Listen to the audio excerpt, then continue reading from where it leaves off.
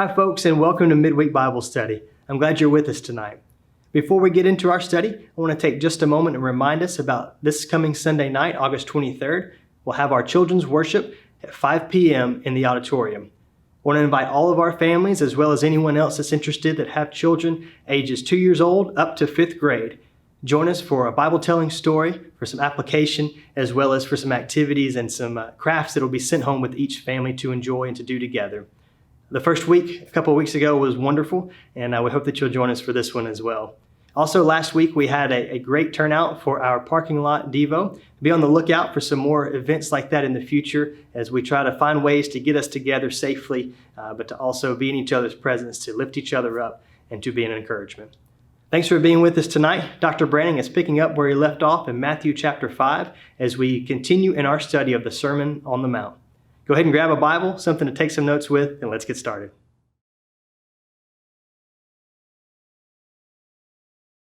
Good evening. You know, these weeks are just hurrying by. Here we are in the third week, and it's hard to realize that we've already had 2 lessons, one today and then one next week. And then we'll have our 4 in for Matthew chapter 5. And this will be followed then by 6 and 7 by 2 of our good men here in the church. Now Jesus, as we closed last time in verse 13, gave to his disciples the great honor, you are the salt of the earth. Salt, that valued substance to be found in every nation, valued because it has the power to purify. It has the power to preserve, and then it has the power to give flavor. But then he follows that in verse 14 with another great honor placed upon us. And you know, when I talk about Jesus' disciples, I'm talking about us. I'm talking about you and me. We are his followers, his disciples. And with all of these great honors that he bestows upon us, there's also a tremendous responsibility. He says, you're the light of the world. Now, Jesus said in John 9, verse 5, as long as I'm in the world, I'm the light of the world. But he knew that in a short time, his sojourn here would be over. In fact, in 3 years or less, he'd be returning to the Father. And he did not want the world left without light. And so he said, you are the light of the world. And that's and as you find the disciples first receiving that, and then we down some 20 years or 2,000 years later still receiving that. In Acts 4:13, when Peter and John stood before the council, it says when they perceived their boldness and perceived that they were uneducated and untrained men, they took knowledge of them, that they had been with Jesus. Now, light is intended to be seen.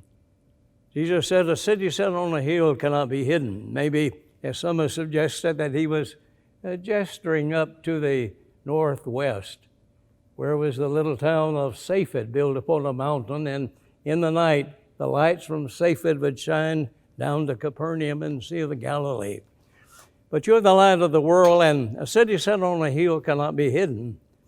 And men don't light a lamp and put it under a bushel, but on a stand and gives light to all that are in the room. And then he says, even so, let your light so shine before men that they may see your good works and glorify your Father who is in heaven. Now, we are to give our light to the world. Now, not just Sunday morning, Sunday night at church, but also out in the world. You remember Christ's prayer in John 17, verses 15 and 16. He says, Father, I pray not that you should take them out of the world, but that you should keep them from the evil one, for they are not of the world. And so we are in the world, but not of the world. And you remember in 1 Timothy chapter 3, verse 13, one of the requirements of an elder is that he must have a good report from those that are without, those non-Christians that see him in the workplace and see him every day as he goes about his business. And so we are to shine our lights in the world that so desperately needs the darkness, or needs light in the darkness.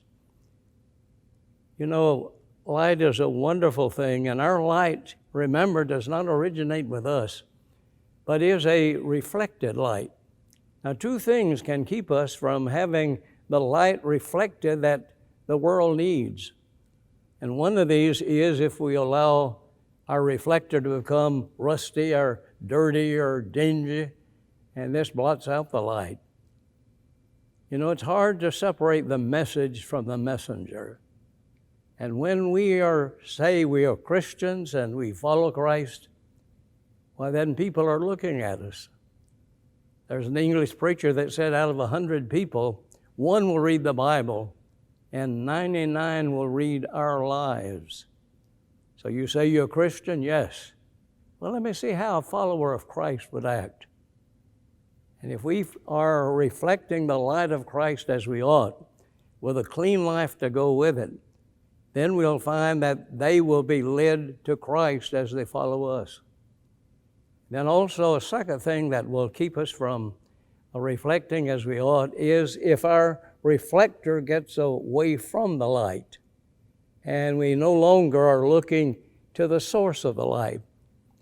You know, the Hebrew writer said in Hebrews 12, verse 1 beginning, "Seeing that we are compassed about by so great a crowd of witnesses, let us lay aside every weight and the sin that doth so easily beset us, and run with patience the race that is set before us, looking unto Jesus, the author and the perfecter of our faith." So we must keep our eyes on Jesus. We must follow Jesus, and of course that means follow His teaching. And so when we have a bright reflector focused on Christ and His teachings, then we will be the kind of light that the world needs. And we are a guide to people. And you think about a neighbor that you say, "I'm a Christian, I follow Christ." Well, let's see how a Christian acts. I remember a case when I was a boy of a preacher in the Montgomery area that took a lot of pride in his garden, lived out of Montgomery about 12, 14 miles. And his neighbor had chickens that he didn't keep in the pen. And some of them would come over and he'd find them out in his garden, and he would shoo them out and tell the neighbor, "Keep your chickens out of my garden." And then finally he got tired of it.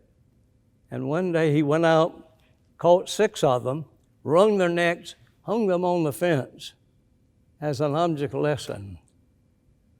And you know, I've thought many times, I wonder if he had gotten his Bible and gone to that man's house, knocked on the front door and said, "Hey, I've come over to study the Bible with you." And he sees those 6 chickens on the fence. I doubt that he's going to let him in. But it'd be sad if someone is following us and we don't live a life such as will lead us to Him.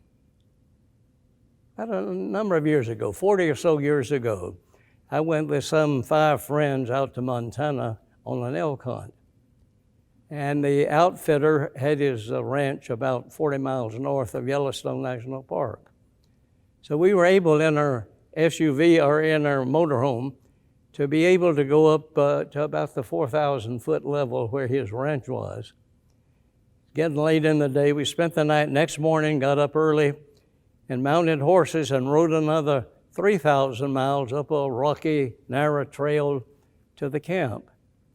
And it was about noon when we got there, and he said, "Well, too late to put you out on the stand, so let's have lunch, and then we have seen a draw where there are a lot of elk prints, and we'll have a drive. And what we'll do is we'll have 4 of you that will station you down at the end of the draw, and then there will be 2 that'll go with this other guide, and they will go down and drive, scare up the elk and shoot if they get a shot, and then hopefully drive some down so that those at the end of the draw will be able to get a shot." Well, I was a tenderfoot, and I wanted to be helpful, so I volunteered to be one of the drivers. And so we got on the horses, went on up to the head of the drove, and he said now to the fellow here, I forget which of our riders it was, but said, you go down this side, and pointing to me, said, you go down this side, I'll go down the middle, and then we will meet the others down there. And I said, how am I going to know when we get there? He said, don't worry. I will not let you out of my sight. Famous last words. I heard him for about 5 minutes down in the drove making noise, and that was the last I heard or saw of him. And as I went down, I didn't know it, but I kept going up higher until I was finally above the tree line. Saw a white snow field there and tracks of elk in it, so I started across that. Well, about 3 in the afternoon, a snow cloud came in and began to overshadow the mountain. And they had said, now, if you get in trouble, fire 3 quick shots, and we'll know that you're in danger and come to you. Well, I said, look, I'm in trouble. Here I am. I don't know where I am. It's getting dark. I need some help. So I shot 3 times and then listened for about 5 minutes, and no sound, no call. Shot again, no sound, no call, and all the time it's getting darker, and that cloud is lowering even more. And so I said, I've got to do something. The only thing I knew to do is try to retrace my steps. So I went back across the snowfield and down into the woods, and about 4 o'clock, it was almost dark. And I began to think, I'm going to be spending the night out here. It got down to about 15 each night, and then with snow coming in, I said, I've got to get a fire going.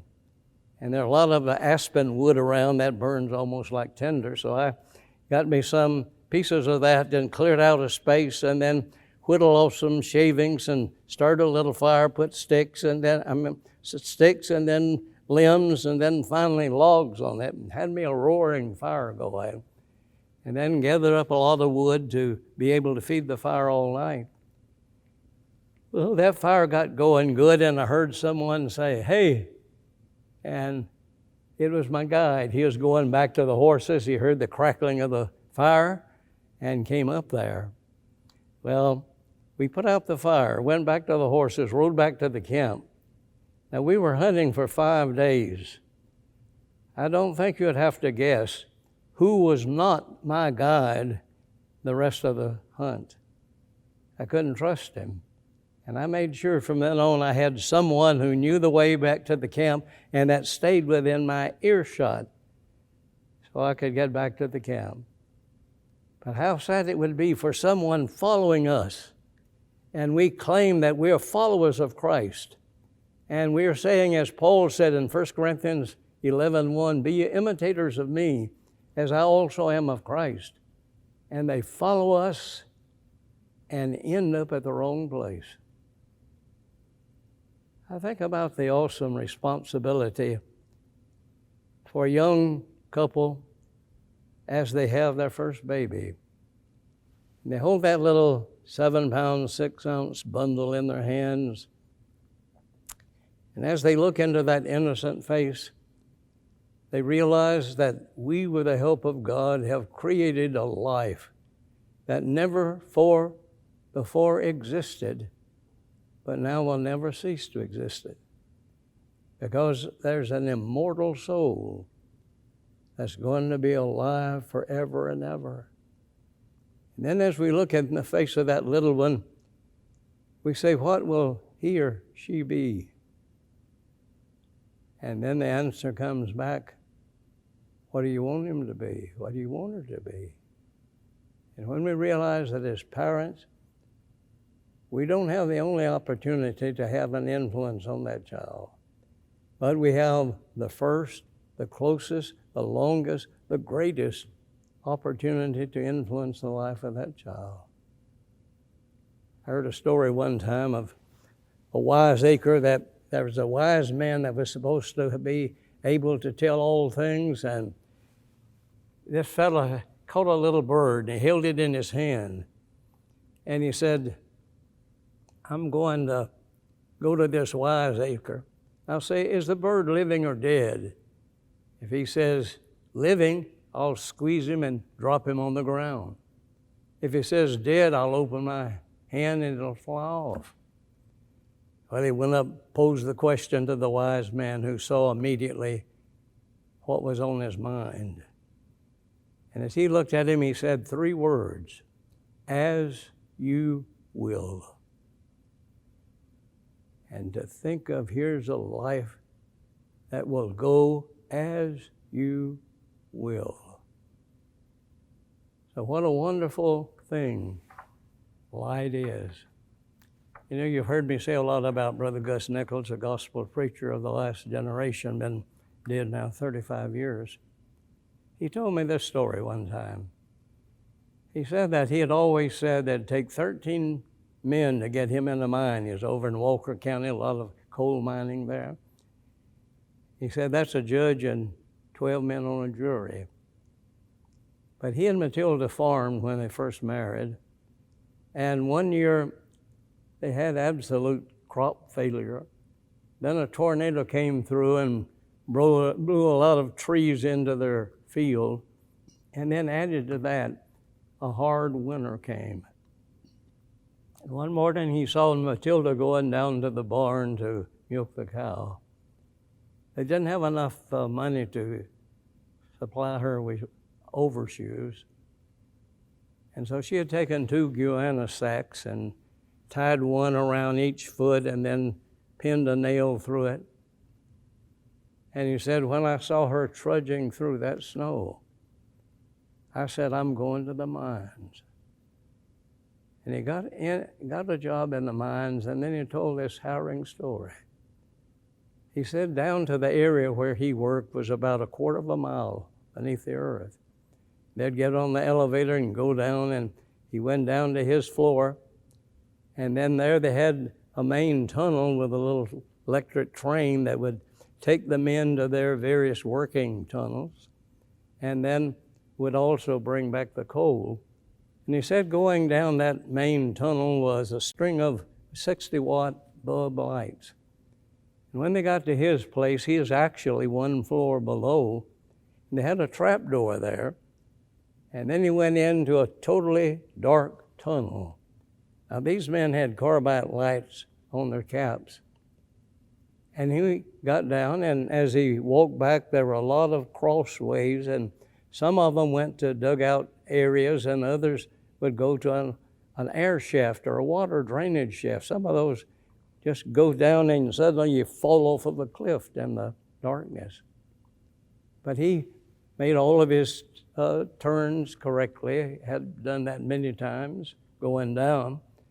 And then when he got there, his light was flickering on him. And he knew it needed to be cleaned, and he had cleaned it in the dark many times. So he sat down and then took it apart and cleaned all of the different parts, put them back together again. And these carbide lights had a little spin wheel with a rough edge that hit on some a piece of flint that stuck up, make sparks, and that would light the lamp. Well, he gave a spin of it. It didn't light. Some of the sparks came out. He gave it a hard spin, and that little wheel came off of the socket, and he heard a click on the floor. Well, he got down and searched with his hands, and there were thousands of pieces of rock and coal. And finally he decided there's only one thing to do, and that is try to make his way back through that web to the main tunnel. And he held up to the top of his tunnel and made his trip back, and he'd try to remember, well, I need to turn right or turn left here, and on down. And he said, finally, I rounded a corner, and I looked down, and I could see the soft rays of yellow light coming from around that trapdoor. And he said that was one of the most beautiful sights I've ever seen in my life. And how beautiful it is when a Christian realizes he is in the light of the world and that others are following him. And then he realizes he has to keep his reflector clean. He has to keep focused on Christ. Now, this light, Jesus says, let your light so shine before men that they may see your good works and glorify your Father who is in heaven. Let your light shine, not shine your light. Solomon said, Proverbs 27:2, let another praise thee, and not thine own mouth. And so here we are to let our light shine, and then realize that it says that you may glorify your Father who is in heaven. The purpose of our light shining is not ours, but the purpose is to glorify God. Okay, pressing on, in verse 17, Christ said, think not that I came to destroy the law of the prophets. I came not to destroy, but to fulfill. And I say unto you that until heaven and earth shall pass away, one jot or one tittle shall in no wise pass the law till all be fulfilled. And whosoever shall teach men, obey the law and teach men shall be called great. He that does not and teaches men shall be called least in the kingdom of heaven. At first thought, that seems to be a little strange for Christ to say, because Romans 10 verse 3 says that Christ is the end of the law to those who believe through righteousness.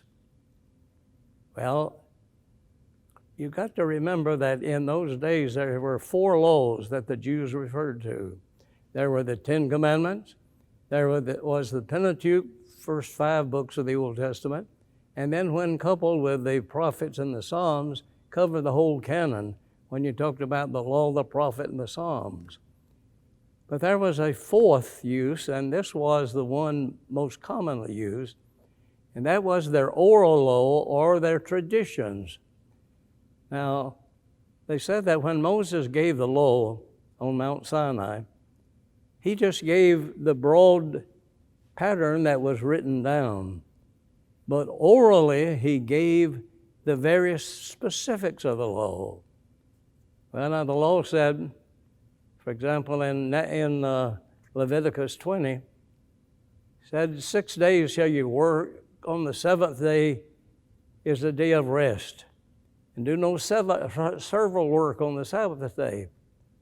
Well, that offered a very fertile field for their imagination. Now, what is work? And they said, well, bearing a burden. But how heavy a burden?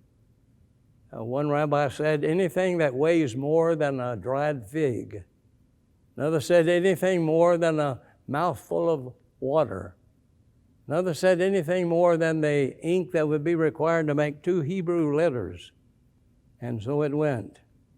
And then they argued about whether or not a man could move a lamp on the Sabbath. And if a man were a tailor and happened to leave a needle in his cloak, if he happened to wear that cloak, would he be carrying a burden? And then they discussed whether or not a woman could wear a pin, a brooch, and whether or not she could wear false hair. And then the man, whether or not he could even put on his peg leg, or whether or not he could pick up a child. And so all of these things were enunciated in a book of law, oral law, that was brought together some 200 years after the death of Christ. And then all of them combined are called the Mishnah. And the Mishnah has about 800 pages coming out of the interpretation of the written law. But that wasn't all. Through the years, the scribes began to comment and give a commentary on the Mishnah. What does it mean? And what resulted was the Gemara. And so you take the Mishnah and the Gemara, put them together, and they formed the Jewish Talmud. Now, there were 2 Talmuds. They had a Jerusalem Talmud and a Babylonian Talmud. And the Jerusalem Talmud had 12 volumes. The Babylonian Talmud had 60 volumes. And so there were all of these various things, and this is the law that Christ most commonly violated, particularly on the Sabbath, that he got into trouble for. But when he says 1 jot or 1 tittle shall not pass away from the law, he was talking about the written law. And then he said, until all things be fulfilled. Now, Christ came to fulfill the law. Paul said in Galatians 3 that the tutor was to bring us to Christ, but now that Christ has come, we are no longer under the tutor. And so the law has been fulfilled, and having been fulfilled, it passed away after a natural order. And Paul said that happened when Christ was nailed to the cross. So we're no longer under the old law. It has been fulfilled, but now we're under the new law, the law of Christ, which he said, my words will judge you in the last day. Then in verse 20, there's a statement that must have astounded them. He said, unless your righteousness exceeds the righteousness of the scribes and Pharisees, you will in no wise enter into the kingdom of heaven. Now imagine that. The scribes and the Pharisees are supposed to be the most religious people of the land. But the trouble was their motives. And as Jesus said, you do your righteousness to be seen of men. But Mark will be discussing that next week, or week after next, in his first lesson there in Matthew chapter 6. But then he goes on to talk about anger, uncontrolled anger. He said, you've heard it said that whoever commits murder shall be in danger of the council. Jesus said, I say unto you, whoever is angry with his brother without a cause is in danger of the council. And he that says Reka is in danger of the judgment. He that says Reka is in danger of the council. And he who says thou fool shall be in danger of the hill of fire. And the council probably had reference to this local court that every village and every town had, ranging from 3 to 23 members, depending on the size of the municipality that they were over. And then when he refers to the council, he's talking about the Jewish Sanhedrin when he says Reka. Now, Reka is a word that disparages one's intelligence. You stupid, you nidhead, you imbecile. And Jesus said he's going to be in danger of the council being brought before the Sanhedrin. And then the one who says, thou fool, shall be in danger of the hill of fire, because he is not just not casting reflection on a man's intelligence, but also on his character, destroying his character. And so anger must be controlled. Paul said, be angry and sin not. But don't let your anger seethe within you. And then Jesus says, if you want to be right with God, you've got to first be right with your fellow man. You bring your gift to the altar. Now, a Jewish man bringing his lamb to the altar, to the priest, had to go through the Gentile court of the Jews, and up to the palisade to the court of the priest that he could not enter. But as he came, he put his animal up and then laid his hands on the head of the animal and confessed his sins. Now, Jesus said, in confessing your sins, if you remember, my brother has something against me. He said, leave your sacrifice, go back out, go and get it right with your brother, then come and order and then offer your animal. We cannot be right with God when we know we're not right with our fellow man. I had the misfortune of being in a church that was divided, and some left, but one or two of those who were on the other side of the divided side did not leave. And one Sunday morning, one who had been on the major side was passing out the emblems. They came to this lady and handed her the tray with the Lord's Supper, and she looked up at him and said, you old devil, you, and then took of the bread and passed it on. You have to question her worship. And then Jesus also goes on to talk about our speech, and there are other things. But he mentions, beginning in 26 or 27, something that I really want us to settle in on in the next lesson and spend about the next, our last lesson on that. But remember that all of these things that I'm having to skip over are in a full set of notes, and Jason will be putting the website where you can get those. And after each week, now after this time, there'll be 3 weeks of my study notes. And then after next time, you'll have all 4 that'll comprise about 36 pages of notes. So I hope you will follow up our oral study with your own private study of our notes. And I hope this is going to be a good week for you. You know, we have been shut up with this virus, most of us, and Louise and I have been afraid to get out and mix with the general public, but the day's coming when we can be back together again, and I believe we're going to love each other all the more, appreciate each other all the more. Let's have a prayer. Our God and our Father in heaven, we are so thankful that you have honored us as being the salt of the earth, the light of the world, that we realize the great responsibility we bear as being the light of the world. Help us to let our light shine that others may see our good works, and when they see them, glorify you. Father, watch over us during the week. Keep us safely. And then may we be back again next Wednesday night for the last lesson in this chapter 5 of the series of the Sermon on the Mount. Keep us close to you. Save us eternally when this life is over. We ask in Jesus' name. Amen. God bless.